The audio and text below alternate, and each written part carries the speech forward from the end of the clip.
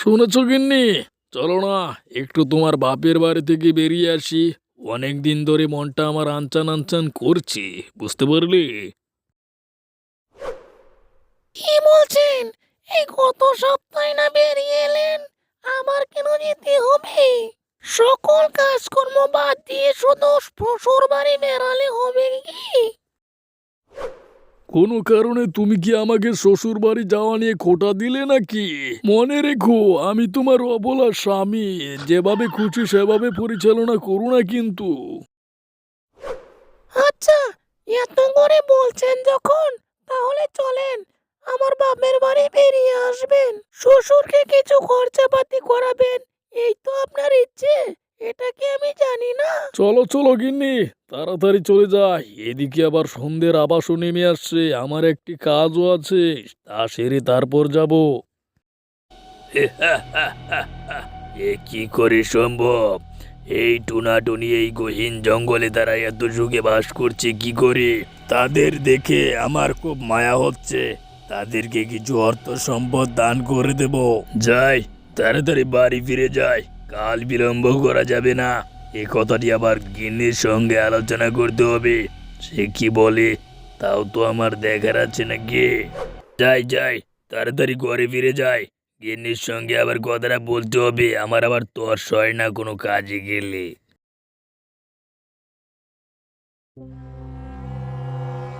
মরার শয়তানটা সে কখন বাড়ি থেকে চলে গেছে, এখনো আসার নাম নেই। আজ আসুক, দেখাবো আমার নিষ্ঠুর খেলাটা।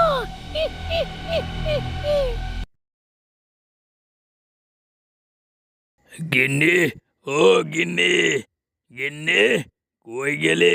জব্বর একটা খবর আছে, বুঝতে পারলে? তোমাকে তো বলিনি। এই যে গিন্নি, শুনছ? কি হলো গো?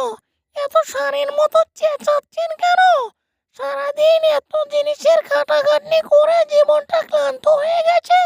শোনো গিন্নি, আজকে দেখে এলাম গহীন জঙ্গলে এক টুনা আর টুনি, তারা খুব সুখে বাস করছে।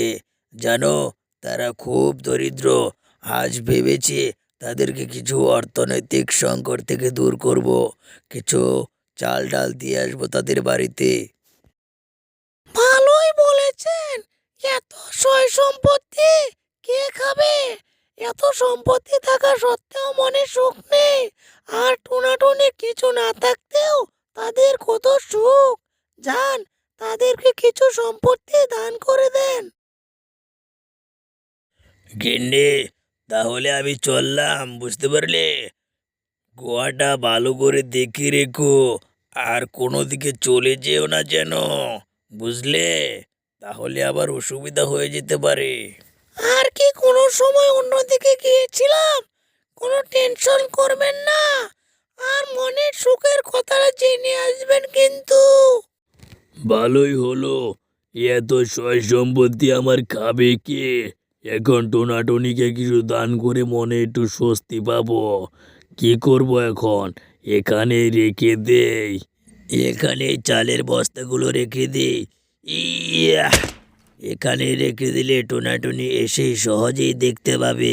আর আমি বাড়ির আশেপাশে লুকিয়ে থাকি, দেখি তারা কি করে। যাই যাই, তাড়াতাড়ি গিয়ে লুকিয়ে পড়ি। এখনই টোনাটুনি আসার আভাস পাচ্ছি, নাকে মানুষের কচি গন্ধ আসছে। এখানেই লুকিয়ে বসে থাকি।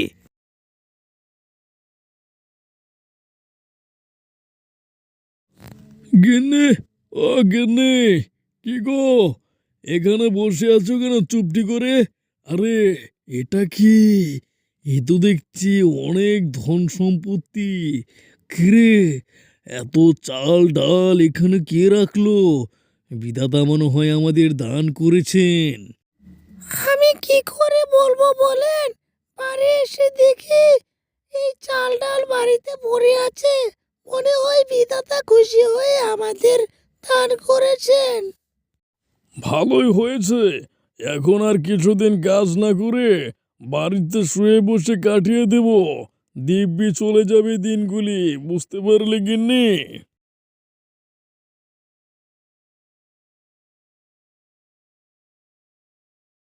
আমার কি হলো গো?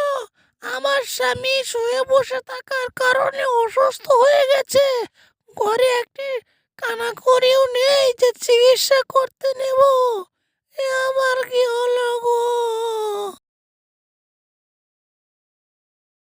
এখন আমি বুঝতে পেরেছি কি করলে মানুষ সুখে থাকতে পারে। কঠোর পরিশ্রম করলে শরীর অনেক ভালো থাকে, মন ফুরফুরে থাকে। এছাড়াও নানা ধরনের টেনশন না করলে মানুষ অনেক শান্তিতে থাকতে পারে। প্রিয় বন্ধুরা, আমাদের ভিডিওটি যদি আপনাদের কাছে একটুও ভালো লেগে থাকে তাহলে আমাদের চ্যানেলটি সাবস্ক্রাইব করে পাশে থাকা বেল আইকনটি বাজিয়ে দিন। Tata, bye bye.